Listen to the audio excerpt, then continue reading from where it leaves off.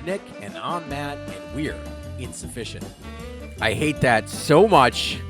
I can't tell you. Not only that, but if you actually listen back to our recordings, you would hear that the music is way too quiet. Well, yeah, the music. I can make the music louder. No, I know. Yeah, it needs to because it comes in way too quiet, and then we come in and talk, and the levels are. It doesn't make any sense. Okay. Bear with me. Is that better? That is better. Okay, good. That's better. He's Nick. That's Matt. I'm Nick. We're insufficient. We did it twice? Well, I wanted to get the level right. And the only way to do it is, we're doing it live! Fuck it! Dude, he gets so angry in that clip, and literally he's just saying goodnight and goodbye to his listeners. Yeah, it's he can't even fucking hang, bro. Dude, Worldwide Wednesdays here at Insufficient. My favorite day of the week, besides Thursday and Friday and Tuesday. Who is I can't remember who is Worldwide Wednesdays brought to you by? Worldwide Wednesdays on Insufficient is brought to you by Scholastic News and the Scholastic Book Fair. Don't forget to give your kids all the money they need to get the books they want.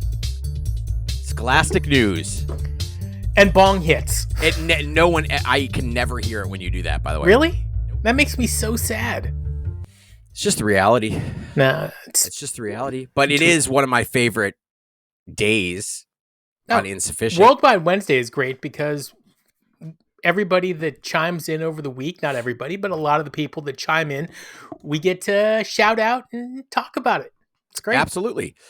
All right. So one of the questions for this week here, does Phish play better shows indoor or outdoor? You know how I feel. What do you think? I think indoors is way better. Personally, I wish it was outdoors. I like the fresh air. I like the breeze. I like to not smell weed every 10 seconds. I like not breathing in other people's air. But indoors, I don't know. They just seem to... The lights are better. I think Phish can concentrate more on the experience. And I think when it's outdoors... They're all fucking spacing out because they're 60. They're on stage. There's a beautiful sunset. And Trey's like playing guitar, being like, hey, Mike, look at that sunset. And Mike's like, wow, that's a great sunset. And then Fishman, doing his thing. 90% of people prefer indoor shows. Yes. 90. It's crazy. That's crazy. But I prefer summer tour. That's the crazier part. I do too, but 90% of people that commented on it prefer the indoor shows. A lot of people attribute it to climate control, right? I feel like it's worse inside, but okay. No. If you're on the floor, it's bad. But if you're in the seats, you're fine. Okay. You're fine. And the lighting, too. A lot of people prefer that it gets pitch black indoors so they can see the lights better, and it doesn't always get that dark outside.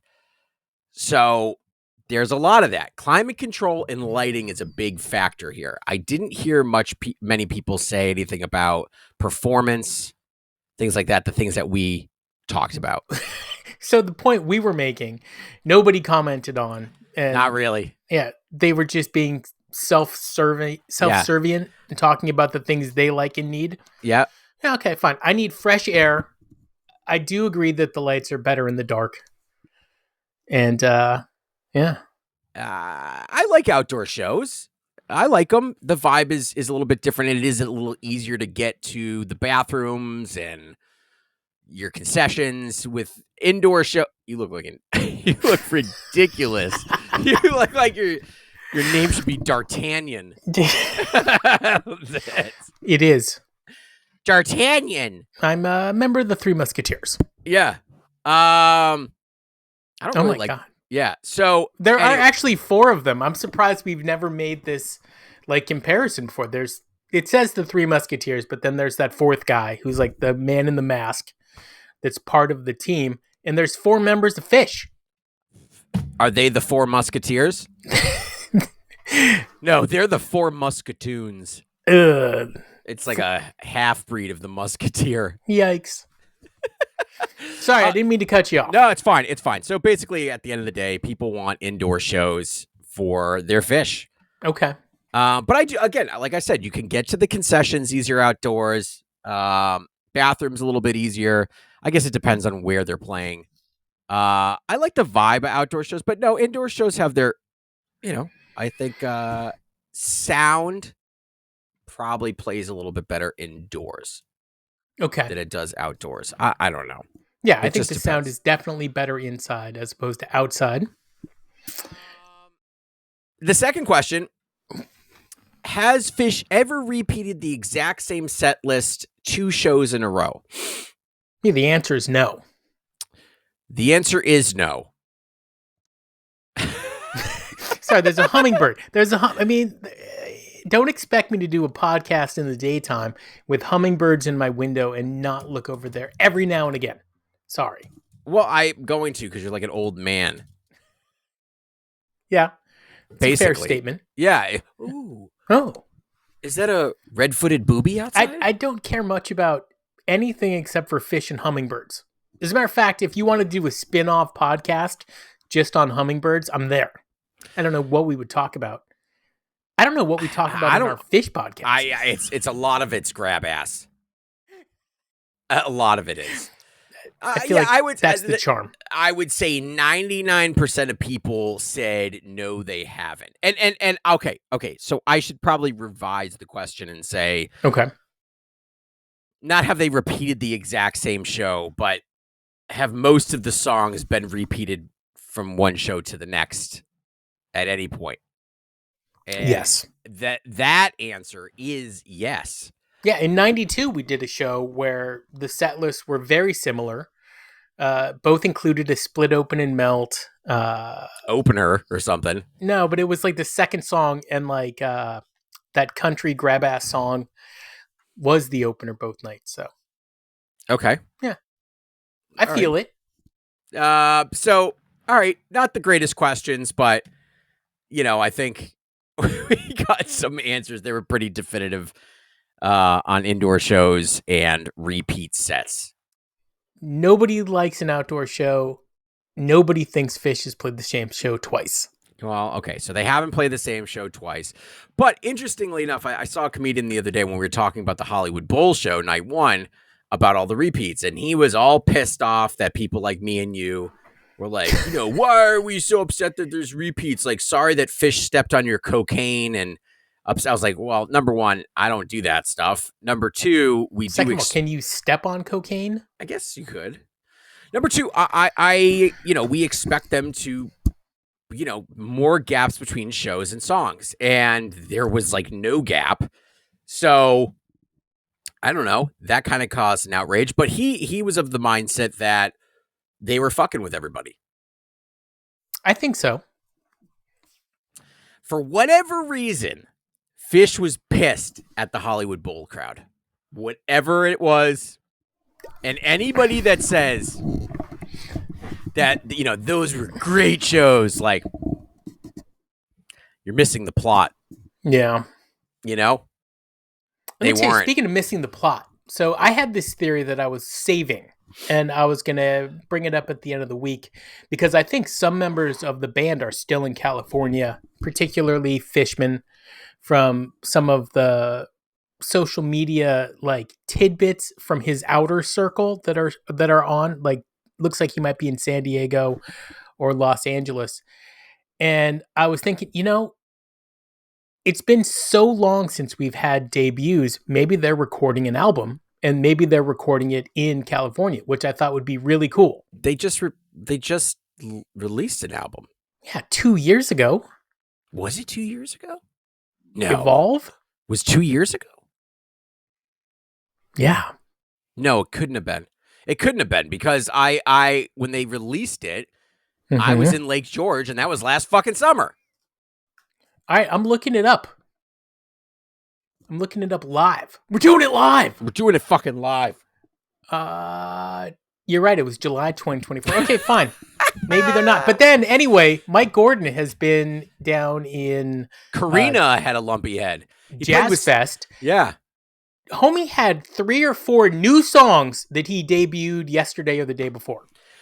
Not only that, I don't know what band he was playing with, but Dude. I think that it was playing with another band with a bass player, and they played Karini. Yeah. And they said Karina, I must have been her name, had a lumpy head.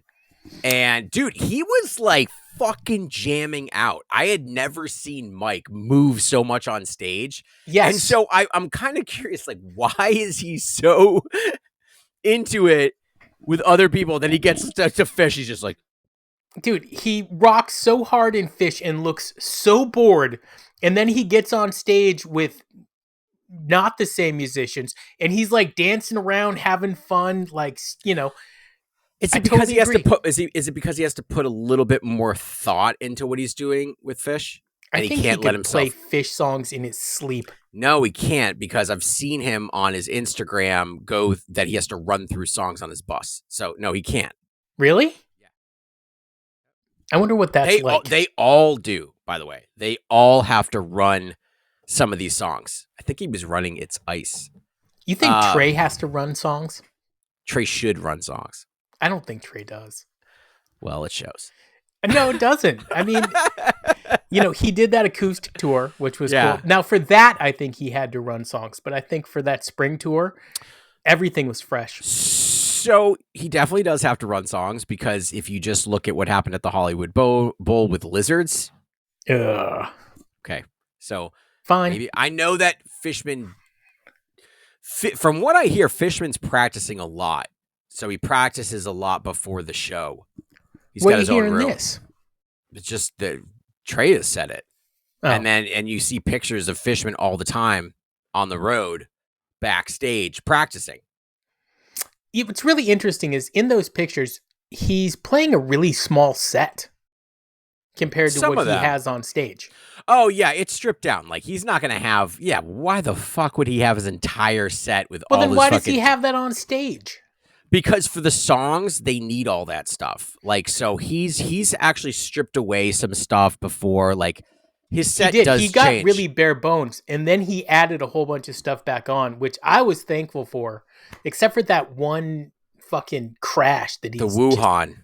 Fucking Wuhan. Why do you have an issue with the China, it's a shitty symbol. It's a shitty town. And I love it, man. It puts an act. You love Wuhan? I love Wuhan, and it puts an awesome fucking point to the songs. It's nice. I love the China. Fuck you, man. Well, the China's great. Jesus. What I don't like is his little fucking pad. I feel like this is about to turn political. No, his little pad that he doesn't really know how to use properly. No, that's my favorite. And dude, when he came back during the pandemic with a button on his pad of somebody coughing their brains out, I think he's missing. Hysterical. Yeah, but he's missing the point on that, dude. You have to like incorporate it with your music. You don't just put it as like a sound effect. No, dude, you're missing the joke. He's making fun of everybody. I know he is. I know he's doing it for a totally different reason than I've seen other people use it for. Like a lot of hip hop drummers will use that pad for claps and things like that within hip hop. Yeah. So I don't know. He seems to like it. He likes fucking with people on it. But yeah, why would you need the full set to just practice and warm up? You don't. I feel like you don't. You need a crash. You need a hi-hat. You need how many tom-toms? He doesn't need 5. So he doesn't need. So it's Dude, crazy. You're such a dork when it comes to like drums and music because you know it all. Well, I don't know it all, but I know more than me. So he probably has. I'm thinking he's got 1, 2, 3, 4, 5, 6, maybe 6 toms, maybe 5 or 6 toms, 2 snares, wood blocks. I mean, he's probably got 8 cymbals. Does not practice drums? No. But he does not have a double kick. I like that. I don't Fishman like the double kick. Does not use a double kick. Well, I like it in certain if you're good at it. No, it's too much. Too much. It depends on how you use it. Like if you're using it in metal, yeah, it can be way too much with blast beats and stuff. But yeah, no, it doesn't. It sounds cheap. I don't know. There was a time in '93, and I don't know what recording it was. It might have been at the Orpheum, and they were doing Maze. And I don't think he had a double kick, man, but he was doing fucking 16th note triplets during the fucking high energy part of Maze. And I was like, whoa, never heard this before. It sounded like a double bass drum pedal. So Well, either so he I had, actually think he had 2 bass drums on the stage during that setup. I remember there was a time period where I was like, what is going on right now? what do you mean? So I think he had not a double, like, whatever. He had 2 drums, one What do you, pedal for each of them. And like they were at like a 45-degree angle to each other. I can actually give you his breakdown I knew you could. if you want. I do. I don't want it. The people want it. All right, so he has a 22-inch by 16-inch bass drum. Yep. Rack. This doesn't seem okay. Yeah, rack toms. He's got a 10-inch by 8-inch and a 12-inch by 8-inch. Floor tom. He's got a 14 Time by out 4. for the people at home. Like when you start referencing drums, try to throw in a song that is like most notable for using that, so that people can reference I it. will not. Come on. No, fuck. I know dude. you can. That's way too much work. Okay, he uses most of these fucking all the time. So in every song. No, not every song. Most, he doesn't use a floor tom in every song. His fills always usually consist of some sort of a floor tom in there. He's got 2 floor toms, all right? Yeah. He's got a 14 by 14 and a 16 by 16. He's got snare. He's got a 14 by 16 and a half. And he's got another one. For cymbals, mainly custom K Zildjian. Great fucking, I mean, that's what I would have picked. That's my cymbal. Though I use custom A. Hi-hats, 14-inch K custom or new beats. Crashes, an 18-inch, a 19-inch, and a 20 K dark crash or custom. Rides, he's got a 22K, Constantinople medium or high. He's got a China effect cymbal, occasionally included a China or a stacker. Yep. Other gear, cowbells, wood blocks, jam blocks, small electronic pad, Roland, similar to that, or triggers. He's got a vocal mic, obviously. And then they're obviously going to add the vacuum cleaner, octobands or roto-toms. He does, I think he might have those. He has roto-toms for sure. He might have a percussion table. But that's basically his breakdown. I like it. Do you? I think we lost a lot of listeners during that one. I don't think so. And if you stuck around, you'll hear me shit on Goose for the next 3 minutes. Dude, yes. What a fucking horrible bunch of losers. Please How explain. are you going to play cross-eyed and painless? I told you about this the other day. Looking like a jackass. I told you about this the other day on the show. I know. And then I finally saw it, and I was way more insulted. Isn't it annoying? Yes. So there's a great backstory behind this, which was an interview I saw a week or two ago where somebody from King Gizzard is talking about Phish practicing one of their songs. And then they heard somebody else cover it. And so they're like, hey, somebody else is covering it on the scene, so we're not going to do it. But just so you know, this was us practicing your song. And he played it, and, Phish was rocking it. But he said there's an unwritten code. You don't cover somebody else's cover. And then within a week's time, somebody's doing fucking cross-eyed and painless. So that brings me to my next point, which is Phish needs to cover a Goose song now because it's on. And you have to do that shitty cover they do of Rock the Casbah because, dude, it's a great song. They're murdering it, and Phish would destroy it. So I say you take the high road with these guys, with, the guys in Phish. Just do not acknowledge these fucking puds and just fucking move on. No, dude, everybody loves Goose but you and me, by the way. No, they don't. And that's what's happened is, and that's our next question. Who the fuck hates Goose? No, the next question is, do you actually like Goose, or are you on Team Matt and Nick and say fuck Goose? Fuck Goose. Honest to God. Like, these guys, they were on Sunday morning. They're interviewing them on Sunday morning. With Bill Belichick and his girlfriend. Oh, that got weird, huh? That got weird. Yeah, that got real strange. Dude, Belichick is spiraling out of control now. He's like hired a PR team and is releasing statements about him and Jordan. Dude, it's crazy. Let's be honest. She's making him feel good in the bedroom, and Dude. he is totally whipped, dude. There is nothing wrong with anything you just said. Except for fine, but her being part of the interview process. Jesus. Oh, she's totally taken over his life. Oh my God. Totally. I'm in love. With her? No. The whole situation. I love the whole damn thing. You got that right. All right. Do you want to like put a bow on that question of the day so there's no swears? Who here hates Goose? No, ask if they like Goose. If you say who hates Goose, then you're too leading. Tell us your actual opinion on Goose. You just did the question. We're good. I know. It was beautiful. It was great. I loved it. He's Matt. I'm Nick. We are insufficient. Damn it. Man. Dude, I'll tell you. And you know they're sticking it to him. You know Phish is sticking it to him because at one point they were all about him, and then all of a sudden, dead silence.